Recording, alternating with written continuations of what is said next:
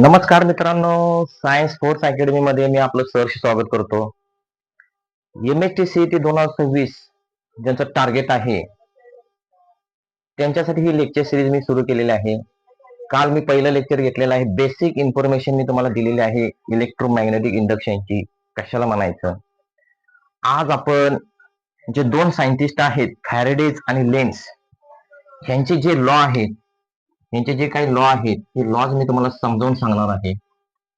ह्याच्यावरती MHT CET ला 100% question असतो. हे लॉस समजून देण्या अगोदर मी काल तर थोडंसं तुम्हाला सांगतो की मॅग्नेटिक फ्लक्स कशाला म्हणायचं हे मी तुम्हाला सांगितलं होतं आणि इंड्युस्ड करंट किंवा इलेक्ट्रोमॅग्नेटिक इंडक्शन म्हणजे काय हे मी तुम्हाला समजावून दिलं होतं. तरी पण मी आज सांगतो. मॅग्नेटिक फ्लक्स तुम्हाला माहित पाहिजे.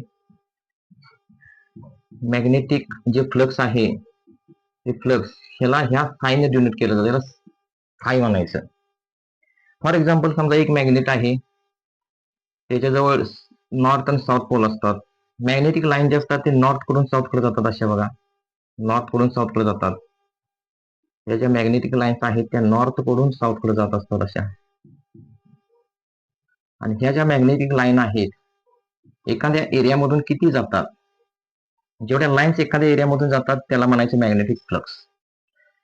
जास्त लाईन असतील तर जास्त मॅग्नेटिक फ्लक्स तुम्हाला भेटेल.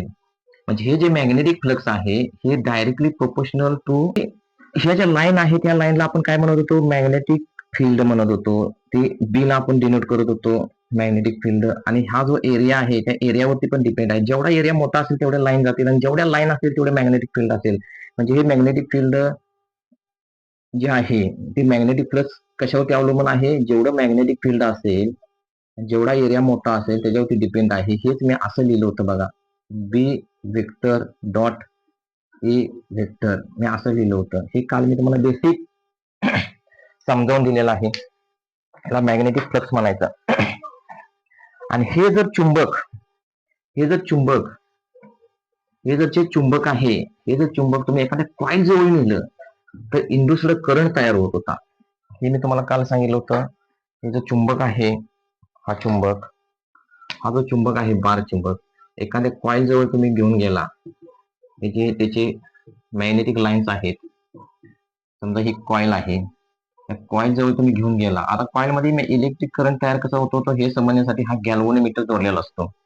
गॅल्व्हनोमीटर डिप्लेशन करत असतो. तुम्ही इलेक्ट्रिक करंट जवळ नेला, म्हणजे नेला असा, तर इलेक्ट्रिक करंटची डायरेक्शन पण दाखवतो, कुठल्या डायरेक्शनला इलेक्ट्रिक करंट जातोय.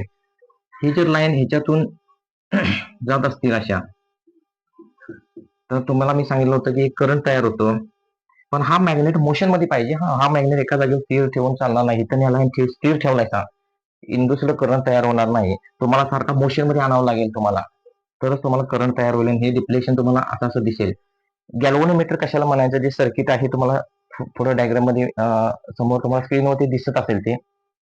तर हा जो करंट आहे हा करंटलाच काय म्हणायचं, इंड्युस्ड करंट म्हणायचं. आणि हा जो करंट आहे ह्या इंड्युस्ड करंटला काय म्हणतोय आपण, इलेक्ट्रोमॅग्नेटिक इंडक्शन. ही जी प्रक्रिया होते, हा जो फिनॉमिना आहे त्याला इलेक्ट्रोमॅग्नेटिक इंडक्शन म्हणायचं. हे मी अतिशय चांगल्या पद्धतीने तुम्हाला मी सांगितलं होतं. आज आपण फॅरेडेजनं काय सांगितलं आणि लेन्सनं काय सांगितलं, ह्या दोन गोष्टी अतिशय महत्वाच्या आपण बघणार आहे. त्याच्यामध्ये आपण बघूया पहिल्यांदा फॅरेडेजनं काय सांगितलं. जो फॅरेडेज आहे सायंटिस्ट, त्यानं काय सांगितलं.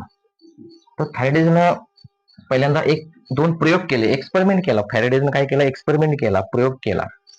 फॅरेडेजनं काय केलं की एक कॉईल घेतली त्यानं, अशी एक कॉईल घेतली आणि त्याला एक गॅल्व्हनोमीटर जोडला. हा गॅल्व्हनोमीटर जोडलेला आहे. हा गॅल्व्हनोमीटर जोडला आणि एक बार चुंबक घेतला, खूप लांब असा चुंबक घेतला, बार चुंबक घेतला आणि हा बार चुंबक त्या कॉईलच्या दिशेला आणला. कॉईलच्या दिशेला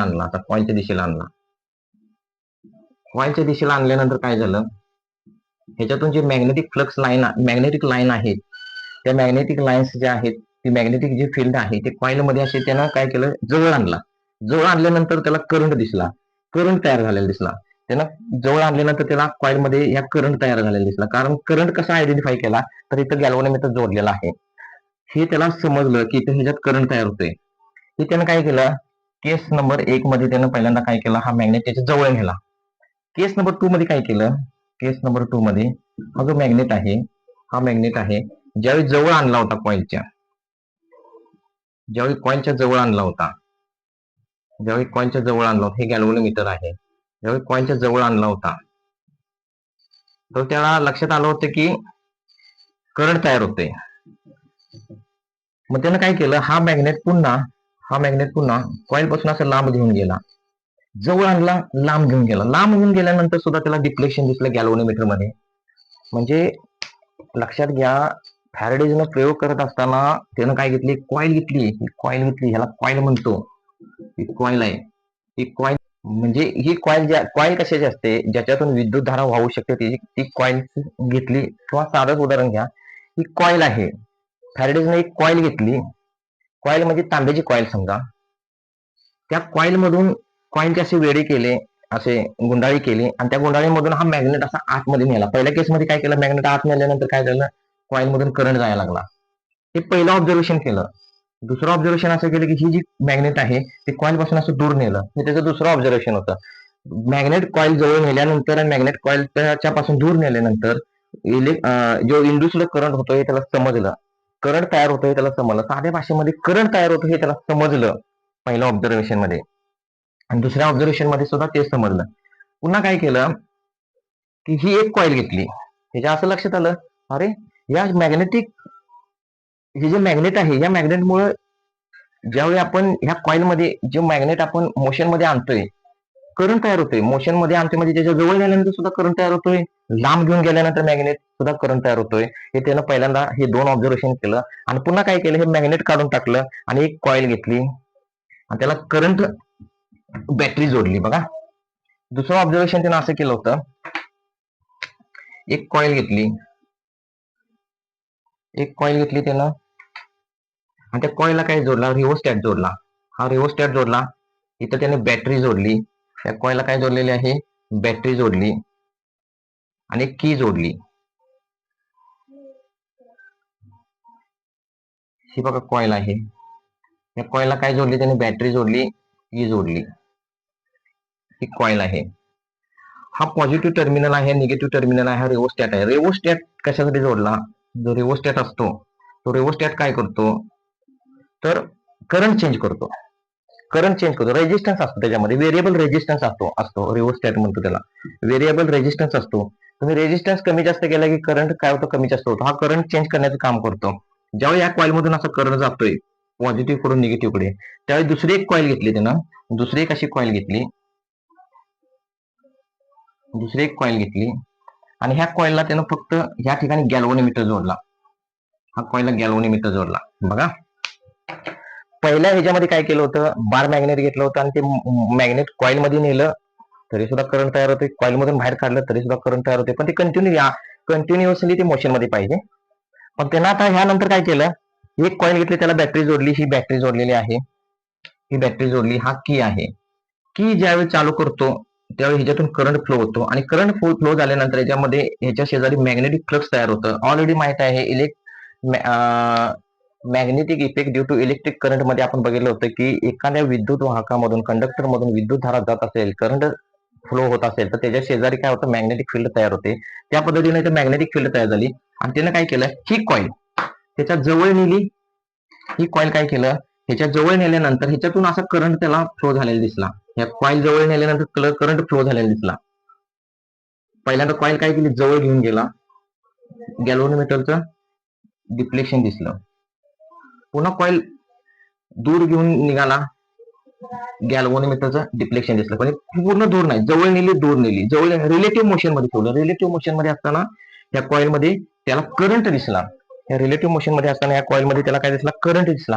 हे त्याचं बेसिक ऑब्झर्वेशन केल्यानंतर त्याने एक जगामध्ये असे 2 लॉ सांगितले की आज त्या लॉज होती पूर्ण जगामध्ये ते लॉज फॉलो केले जातात. हे तुम्हाला मी बेसिक सांगितलेलं आहे. फॅरेडेजने काय केलं, प्रयोगशाळेमध्ये फॅरेडेजने काय केलं, की मॅग्नेट घेतला, मॅग्नेट हा कॉइल मध्ये आतमध्ये नेला, बाहेर आणला, आतमध्ये नेल्यानंतर सुद्धा करंट तयार होतो, बाहेर मध्ये आणल्यानंतर सुद्धा करंट तयार होते. करंट का तयार होतं हे तुम्हाला मी रिझन ऑलरेडी पहिल्या लेक्चरला सांगितलेलं आहे. जर पहिलं लेक्चर बघितलं नसेल तर ते लेक्चर बघून घ्या, अन्यथा दुसरं लेक्चर अजिबात समजणार नाही. मग हे 2 गोष्टी समजल्यानंतर त्यांनी पुन्हा लॉस दिली जगाला. समजून सांगितलं, एक असे स्टँडर्ड 2 लॉज दिले, ते लॉज आपण बघूया. फॅरेडेचे जे लॉ आहेत ते लॉ आपण आज बघायचे आहेत. थोडक्यात मी तुम्हाला सांगितलेलं आहे. फॅरेडेनं जो पहिला लॉ सांगितला होता, त्यानं काय सांगितलं होतं, फॅरेडेचा लॉ आहे, फर्स्ट लॉ, हा जो फर्स्ट लॉ आहे, हा फर्स्ट लॉ तुम्हाला स्क्रीनवरती दिसतोय.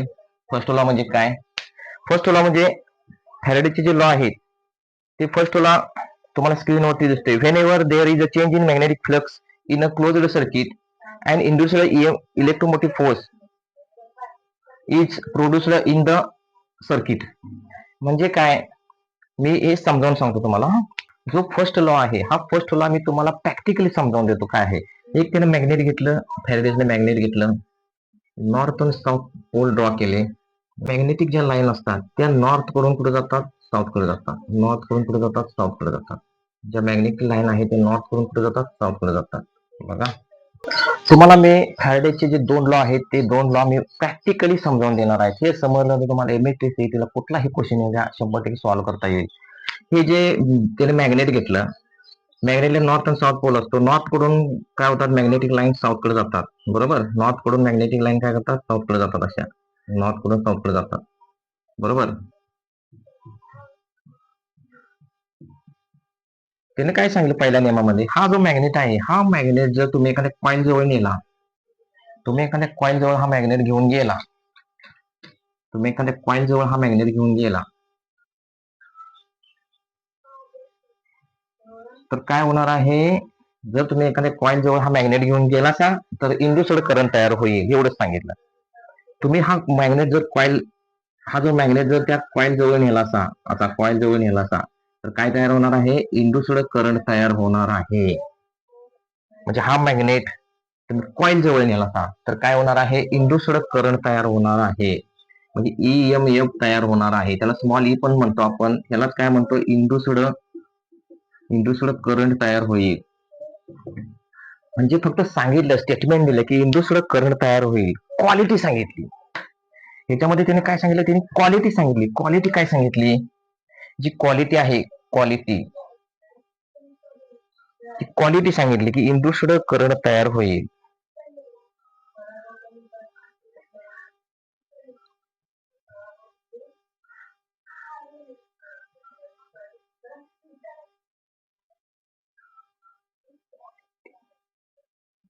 क्वालिटी सांगितली, क्वालिटेटिव्ह लॉ म्हणतो आपण याला. आपण म्हणतो का नाही, एखादी क्वालिटी काय, हा काय क्वालिटीचा हा ड्रेस आहे, काय क्वालिटीचं हे आहे, तसं त्यानं सांगितलं की, त्यानं सांगितलं, जगाला ओरडून ओरडून सांगितलं की मी अशी क्वालिटी सांगितलेली आहे मॅग्नेट आणि कॉईलची, की जगामध्ये ती सगळ्यांना म्हणजे प्रेरित करून सोडेल. त्याने काय सांगितलं की हा जो मॅग्नेट आहे, हा मॅग्नेट घ्या, कॉईल घ्या, मॅग्नेट मध्ये कॉईल न्या, मॅग्नेट हा आहे तो कॉईल मध्ये न्या, मोशन मध्ये आणा, मॅग्नेट पासून कॉईल मधून मॅग्नेट दूर न्या, कॉईल जवळ न्या, दूर न्या, कॉईल जवळ न्या. तुम्हाला काय भेटेल, इंड्युस्ड करंट भेटेल, इलेक्ट्रोमोटिव्ह फोर्स तयार होईल, इंड्युस्ड करंट भेटेल. त्यालाच आपण काय म्हणत होतो, इलेक्ट्रोमॅग्नेटिक इंडक्शन म्हणत होतो. आणि हा जो फर्स्ट लॉ आहे, या फर्स्ट लॉलाच आपण काय म्हणतो, क्वालिटेटिव्ह लॉज म्हणतो. हा जो फर्स्ट लॉ आहे त्यालाच आपण क्वालिटेटिव्ह लॉज म्हणतो, बरोबर आहे. फर्स्ट लॉ समजलं का तुम्हाला, हा फर्स्ट लॉ सांगितला होता. बघा, फॅरेडेजनं फर्स्ट लॉ सांगितला होता. हे चुंबक तुम्ही कॉईल मध्ये न्या किंवा कॉईल चुंबक कडे न्या, चुंबक कॉईल मध्ये न्या किंवा कॉईल चुंबक जवळ न्या, तुम्हाला इलेक्ट्रोमोटिव्ह फोर्स तयार होईल किंवा इंड्युस्ड करंट तयार होईल असं सांगितलं होतं. दुसरा लॉ काय सांगतो बघा, हा फर्स्ट लॉ झाला. दुसरा लॉ, फॅरेडेचा सेकंड लॉ काय आहे जरा आपण बघू. सेकंड जो लॉ आहे, सेकंड लॉ मध्ये काय सांगितलं बघा. सेकंड लॉ मध्ये हा जो करंट तयार होता, बरं ठीक आहे, मॅग्नेट घेतलं. सेकंड लॉ मध्ये काय सांगितलं, बरं ठीक आहे, मॅग्नेट आपण घेतोय, मॅग्नेट घेतलं, मॅग्नेटिक फ्लक्स तयार होतंय, सॉरी, मॅग्नेटिक ज्या लाईन आहेत त्या नॉर्थ कडून साऊथ कडे जातात. एक मॅग्नेट घेतलं, मॅग्नेटिक लाईन ज्या असतात त्याच्या नॉर्थ कडून साऊथ कडे जातात, अशा नॉर्थ कडून साऊथ कडे जातात. बघा, नॉर्थ कडून साऊथ कडे जातात. इथं कॉईल आपण घेतलेली आहे, एक कॉईल आपण घेतलेली आहे. इथे गॅल्व्हनोमीटर जोडलेला आहे, कारण करंट कसा तयार होतो हे बघण्यासाठी. ह्या ज्या रेषा आहेत अशा जातात नॉर्थ कडून साऊथ कडे. जात असताना ह्या जेवढ्या रेषा ह्या कॉईल मध्ये जाणार आहेत, जेवढ्या ह्या रेषा कॉईल मध्ये जाणार आहेत, म्हणजे हे जे मॅग्नेटिक जे फ्लक्स आहे या एरियामध्ये जेवढा असणार आहे, मॅग्नेटिक फ्लक्स या एरियामध्ये जेवढा असणार आहे, मॅग्नेटिक फील्ड जेवढे असणार आहे, तेवढाच इंड्यूस्ड करंट तयार होईल. तेवढाच इंड्यूस्ड करंट तयार होईल. ह्याला काय म्हणतो आपण? Magnetic field. मी कंसामध्ये लिहितो बरं का, मॅग्नेटिक फील्ड. हे काय आहे? मॅग्नेटिक लाईन आहे, मॅग्नेटिक लाईन्स आहे, ही कॉईल आहे. जेवढ्या मॅग्नेटिक लाईन्स ह्याच्यामध्ये जातील, या कॉईल मध्ये जातील, त्याला तेवढा इंड्यूस्ड करंट तयार होईल, तेवढा करंट तयार होईल असं सांगितलं. म्हणजे आपण कालच बघितलं होतं की एखाद्या एरियामधून, ह्याचा कॉईल हा एक एरिया आहे, त्या एरियामधून जेवढ्या मॅग्नेटिक लाईन जातात त्याला फ्लक्स म्हणतो. म्हणजे हा जेवढा फ्लक्स तयार होईल, जेवढा फ्लक्स असेल एरियामध्ये, जेवढा एरियामध्ये हा फ्लक्स असेल, तेवढा काय होईल? तुमचा इलेक्ट्रोमोटिव्ह फोर्स किंवा इंड्यूस्ड करंट तयार होईल. आणि इंड्यूस्ड करंट जो आहे, इंड्यूस्ड करंट जो आहे, इंड्यूस्ड जो करंट आहे, त्याला आपण स्मॉल ई न दर्शवतो, डिनोट करतो. त्याला EMF सुद्धा आपण म्हणतो, स्मॉल ई न डिनोट करतो, दर्शवतो. मी तुम्हाला सांगतोय, मॅग्नेटिक लाईन जर जास्त असेल, मॅग्नेटिक फील्ड जर जास्त असेल त्या कॉईल मध्ये आणि ते मोशन मध्ये आला असेल, तर तुमचा इलेक्ट्रोमोटिव्ह फोर्स किंवा इंड्यूस्ड करंट जास्त प्रमाणात तयार होईल. म्हणजे मॅग्नेटिक जो फ्लक्स आहे, तो मॅग्नेटिक फ्लक्स वरती इंड्यूस्ड करंट अवलंबून आहे. म्हणून आपण या ठिकाणी असं म्हणू शकतो, हा जो इंड्यूस्ड करंट आहे, तो directly proportional to the magnetic flux एवढा असेल. हे मी तुम्हाला काल समजावून दिलेलं आहे. हा इंड्यूस्ड करंट आहे, हा directly proportional to the magnetic flux एवढा असेल. जेवढं मॅग्नेटिक फ्लक्स असेल या एरियामध्ये, तेवढा तुमचा इंड्यूस्ड करंट तयार होईल. बरोबर. आता ह्याच्यावरून तुम्हाला एक डेरिव्हेशन सांगितलेलं होतं त्यांनी, एक डेरिव्हेशन समजावून दिलेलं आहे, ते आपण बघू. थोडक्यात तुम्हाला मी सांगितलेलं आहे, मॅग्नेटिक फ्लक्स जेवढा असेल कॉईल मध्ये, तेवढा इंड्यूस्ड करंट तयार होईल. आपण डेरिव्हेशनच्या स्वरूपामध्ये बघूया कसं समजावून सांगितलेलं आहे जगाला. तिने काय केलेलं होतं, एक बार मॅग्नेट घेतला होता नॉर्थ आणि साऊथ पोलचा. तिथून काय झालं होतं, त्याच्या मॅग्नेटिक लाईन्स असतात आणि इथे कॉईल जोडली होती. तिने कॉईल इथं जोडलेली आहे, ही अशी कॉईल जोडलेली आहे. याला गॅल्व्हनोमीटर जॉईन केलाय. बरोबर. गॅल्व्हनोमीटर जॉईन केलंय. मॅग्नेटिक लाईन्स जेवढ्या ह्या एरियामधून जाणार आहेत, अशा जेवढ्या एरियामधून जाणार आहेत, तेवढा काय तयार होणार आहे? इंड्यूस्ड करंट तयार होणार आहे. बरोबर आहे. इंड्यूस्ड करंट तयार होणार आहे. हा जो इंड्यूस्ड करंट आहे, जेवढ्या लाईन जातील तेवढ्या इंड्यूस्ड करंट असा तयार होणार आहे. बरोबर. हे कोणी सांगितलं? सेकंड लॉ मध्ये सांगितलं. हा जो इंड्यूस्ड करंट आहे, हा जो इंड्यूस्ड करंट आहे, हा बघा, हा जो इंड्यूस्ड करंट आहे, हा जो इंड्यूस्ड करंट आहे, हा इंड्यूस्ड करंट स्मॉल ई आपण डिनोट करतो. ह्याच्या लाईन आहे, ह्याला मॅग्नेटिक फ्लक्स म्हणतो आपण. ह्याला काय म्हणतो? मॅग्नेटिक फ्लक्स म्हणतो. ते फाईन आपण डिनोट करतो. जेवढा मॅग्नेटिक लाईन्स असतील, मॅग्नेटिक फ्लक्स म्हणतो आपण त्याला, जेवढ्या लाईन्स ह्या एरियामधून जातील आणि तो मोशन मध्ये चुंबक असेल, तेवढ्या प्रमाणामध्ये तुमचा इंड्यूस्ड करंट तयार होईल. म्हणून आपण इथं काय म्हणतो, जो इंड्यूस्ड करंट आहे, तो directly proportional to the magnetic flux एवढा असतो. लक्षात आलं? हे इक्वेशन, हे नोटेशन किंवा हे जे मी सांगितलेलं आहे ते लक्षात ठेवा. म्हणजे हेच मी असं लिहू शकतो, हा जो मॅग्नेटिक फ्लक्स आहे तो चेंज होतो, कमी जास्त होतो. म्हणून या ठिकाणी हा इंड्यूस्ड करंट आहे, directly proportional to the magnetic flux. मी डेल फाय लिहू शकतो. जिथं जिथं डेल लिहिणार आहे त्या ठिकाणी म्हणायचं तो फ्लक्स चेंज होतो विथ रिस्पेक्ट टू टाइम. बरोबर. टायमिंग बरोबर तो फ्लक्स चेंज होतो. बरोबर आहे ना. जास्त फ्लक्स, जास्त लाईन गेल्या, जास्त फ्लक्स त्या एरियामध्ये जात असेल तर आपल्याला आपण काय म्हणतो, ताकद जास्त होईल किंवा इंड्यूस्ड करंट जास्त तयार होईल. बरोबर आहे ना. मग हेच आपण म्हणतोय ना. या ठिकाणी मी काय करतो, या ठिकाणी मी के कॉन्स्टंट वापरतो. dy/dt मी असंच ठेवतो, के कॉन्स्टंट वापरतो. बघा, के काय आहे? के काय आहे? हा के कॉन्स्टंट आहे. कॉन्स्टंट, त्याची व्हॅल्यू मी 1 पुट केल्यानंतर आपल्याला इक्वेशन काय भेटणार आहे? मग induced current is equal to dy/dt, हा इक्वेशन आपल्याला भेटणार आहे. बघा, हे तुम्हाला मी समजावून सांगतोय. समजा ह्याच्यावर पण डिपेंड आहे, ह्या कॉईलचे टर्न किती आहे, तुम्ही किती कॉईल टर्न केलेले आहे, किती कॉईलचे टर्न आहेत, त्या टर्नवरती सुद्धा फ्लक्स डिपेंड आहे. समजा ही कॉईलचे टर्न अशी हजारो टर्न आहेत आणि इकडून तुम्ही बार मॅग्नेट असा त्याच्यामध्ये नेलासा, बार मॅग्नेट असा नेलासा आतमध्ये, फ्लक्स असा आतमध्ये गेला तर इंड्यूस्ड करंट सुद्धा तेवढ्या प्रमाणात तयार होईल आणि मॅग्नेटिक फ्लक्स सुद्धा वाढेल. म्हणजे मॅग्नेटिक फ्लक्स वाढण्याला कारणीभूत काय आहे? ह्या कॉइलचे टर्न सुद्धा आहे. जेवढ्या टर्न कॉइलचे असतील तेवढ्या टर्न मध्ये मॅग्नेटिक फ्लक्स वाढेल. मग या ठिकाणी मला तुम्हाला असं सांगायचं आहे, जर तुमचा मॅग्नेटिक फ्लक्स जो आहे हा मॅग्नेटिक फ्लक्स कशावरती अवलंबून आहे? नंबर ऑफ टर्न वरती अवलंबून आहे. नंबर ऑफ टर्न म्हणजे त्या कॉइलचे टर्न किती आहेत, त्या कॉइलचे टर्न किती आहेत, हे टर्न किती आहेत त्या कॉइलचे, ह्या कॉइलच्या टर्न वरती सुद्धा अवलंबून आहे. म्हणून मी इक्वेशन असं लिहू शकतो, phi is equal to N phi dash असं लिहू शकतो. फायचा अर्थ काय आहे?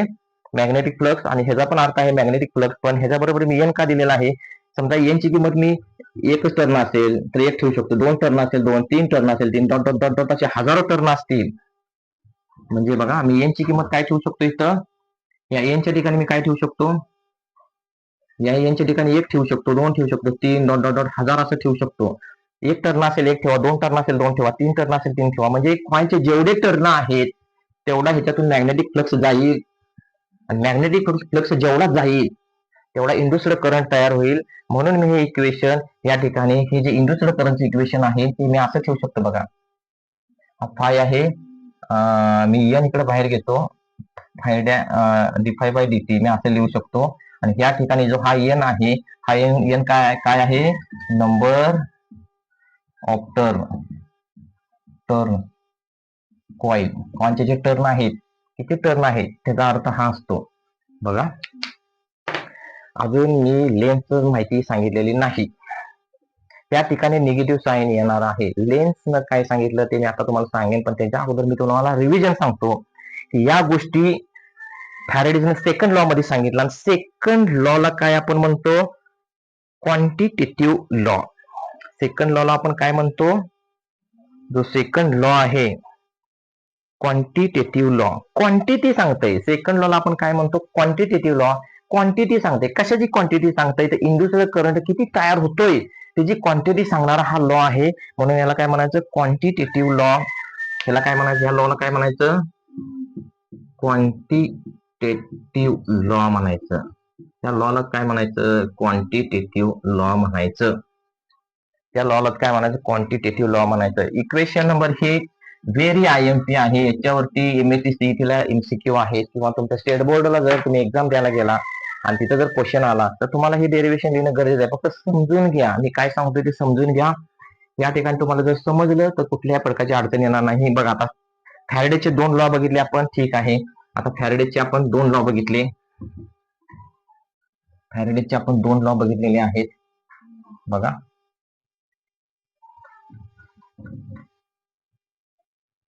फॅरेडेज जो आहे, फॅरेडेज याने किती लॉ सांगितले होते? दोन लॉ सांगितले फॅरेडेज. एक होता फर्स्ट लॉ, दुसरा होता सेकंड लॉ. फर्स्ट लॉ हा क्वालिटी होता, क्वालिटेटिव्ह च्या संदर्भात होता, आणि सेकंड लॉ क्वांटिटेटिव्ह च्या संदर्भात होता. बरोबर आहे. मग त्याने एक इक्वेशन दिलं, तुमचा इलेक्ट्रोमोटिव्ह फोर्स आहे तो नंबर ऑफ टर्न वरती पण डिपेंड आहे कॉइलच्या, आणि मॅग्नेटिक फ्लक्स वरती पण डिपेंड आहे. मी डी बाय dt का वापरतोय लक्षात घ्या. ज्या ज्या ठिकाणी डेल वापरतोय, डेल बाय डी5 बाय dt, ज्या ठिकाणी हा डेल, ह्याचा अर्थ आहे डेल. डेल म्हणजे काय? मॅग्नेटिक फ्लक्स चेंज होते. जसं टायमिंग चेंज होईल तसं मॅग्नेटिक फ्लक्स पण चेंज होते. टायमिंगच्या ठिकाणी सुद्धा मी चेंजिंग डेलचा वापर केलेला आहे. आता बघा या दोन गोष्टी त्याने सांगितल्यानंतर आता एक सायंटिस्ट आला, एक जो सायंटिस्ट आला तो लेन्स नावाचा एक सायंटिस्ट होता. लेन्स लॉ हे ना, तरी फॅरेडेची लॉ जे आहेत त्या लॉची एरर सांगितला डायरेक्ट. फॅरेडे साहेब तुम्ही जे सांगितलेलं ते बरोबर आहे, पण कॉन्झर्वेशन ऑफ लॉ इथं फॉलो तुम्ही केला नाही. कॉन्झर्वेशन लॉ म्हणजे काय? एनर्जी निर्माण करता येत नाही, नष्टही करता येत नाही. तिला एका स्वरूपातून दुसऱ्या स्वरूपामध्ये आपण ट्रान्सफर करू शकतो. मग हे समजून देण्यासाठी त्याने सांगितलं की तुम्ही फॅरेडे जे सांगितलेलं आहे ते मी तुम्हाला सांगतो. लेन्सनं काय सांगितलं? एक केस आपण घेऊ. केस नंबर 1 मध्ये काय सांगितलं? हा जो चुंबक आहे, हा मॅग्नेट आहे. हा मॅग्नेट ज्यावेळी तुम्ही कॉइल जवळ घेऊन जाताय, ज्यावेळी तुम्ही कॉइल जवळ घेऊन जाताय, एखाद्या कॉइल जवळ घेऊन जाताय, एखाद्या कॉइल जवळ असं घेऊन जाताय, त्यावेळी हे जे लाईन्स आहेत त्या कॉईल मधून अशा जातात ना, अशा कॉईल मधून जाणार आहेत लाईन्स, अशा कॉईल मधून जाणार आहेत.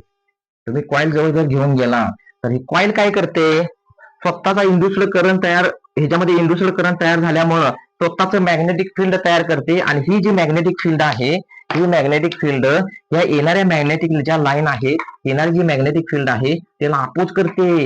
ही जी मॅग्नेटिक फील्ड आहे त्याला अपोज करण्याचं काम ही कॉईल करते. अशा मॅग्नेटिक लाईन्स ह्याच्यामध्ये सुद्धा तयार होतात. नंबर 1 केस मध्ये लेन्सने सांगितलं. केस 2 मध्ये काय सांगितलं बघा. केस 2 मध्ये, केस 2 मध्ये काय सांगितलं, ज्यावेळी तुम्ही हा मॅग्नेट त्या कॉईल पासून असं दूर घेऊन जाताय, त्या कॉईल पासून असं दूर घेऊन जाताय, त्या कॉईल पासून असं तुम्ही दूर घेऊन जाताय, त्या कॉईल पासून असं तुम्ही दूर घेऊन जाताय, ज्यावेळी हा मॅग्नेट त्या कॉईल पासून असं तुम्ही दूर घेऊन जाताय, असं लांब घेऊन जाताय, त्यावेळी मॅग्नेटिक फ्लक्स कमी कमी होत जाईल. त्यावेळी मॅग्नेटिक फ्लक्स काय होईल, कमी कमी होत जाईल. त्यावेळी ही कॉईल आहे, इंड्युस्ड करंट तयार झाल्यामुळे, इंड्युस्ड करंट तयार झाल्यामुळे मॅग्नेटिक फ्लक्समुळे या कॉईल मध्ये इंड्युस्ड करंट तयार होतो. आणि इंड्युस्ड करंट तयार झाल्यामुळे या कॉईल मध्ये मॅग्नेटिक फील्ड तयार होते. ज्यावेळी तुम्ही कॉईल लांब घेऊन जाताय ज्यावेळी तुम्ही मॅग्नेट लांब घेऊन जाताय त्या कॉईल पासून, त्यावेळी ती कॉईल काय करते, स्वतःच मॅग्नेटिक फ्लक्स वाढवण्याचं काम करते. असं या दोन गोष्टी फॅरेडे साहेबांना सांगता आल्या नाही, त्या दोन गोष्टी लेन्स साहेबांनी सांगितल्या. आणि हे समजावून सांगितल्यानंतर त्यांनी सांगितलं की तुम्ही मॅग्नेट कॉईल जवळ नेल्यानंतर कॉईल काय करते, स्वतःच मॅग्नेटिक फील्ड तयार करते, इंड्युस्ड करंट तयार झाल्यामुळे, आणि त्या दुसरा जो मॅग्नेट आहे त्याला अपोज करते. आणि तुम्ही मॅग्नेट जर दूर घेऊन निघाला तर मॅग्नेटिक फ्लक्स जसं कमी होईल तसं स्वतःच इंड्युस्ड करंट असल्यामुळे स्वतःच मॅग्नेटिक फील्ड तयार करून स्वतःच मॅग्नेटिक फ्लक्स वाढवण्याचं काम करते. इथं पण मॅग्नेटिक फ्लक्स कमी करते, म्हणजे अपोज करते. आणि इथं काय करते, त्या मॅग्नेटिक फ्लक्सला साथ देते.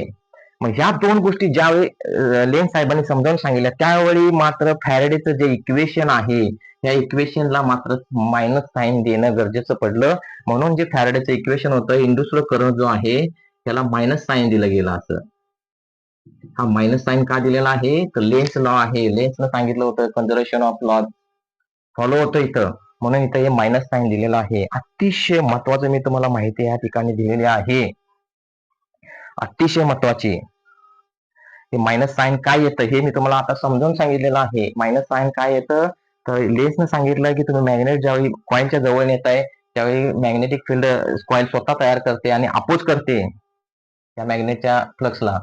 इकडे मॅग्नेटिक ज्यावेळी तुम्ही दूर घेऊन जाताय त्यावेळी मॅग्नेटिक हे जे कॉईल जे आहे ते इंड्युस्ड करंट तयार झाल्यामुळे जे मॅग्नेटिक फ्लक्स तयार होतं, ते मॅग्नेटिक फ्लक्स काय करतं, या कॉईलला मदत करतं, म्हणजे मॅग्नेटिक फ्लक्स वाढवण्याचं काम करतं.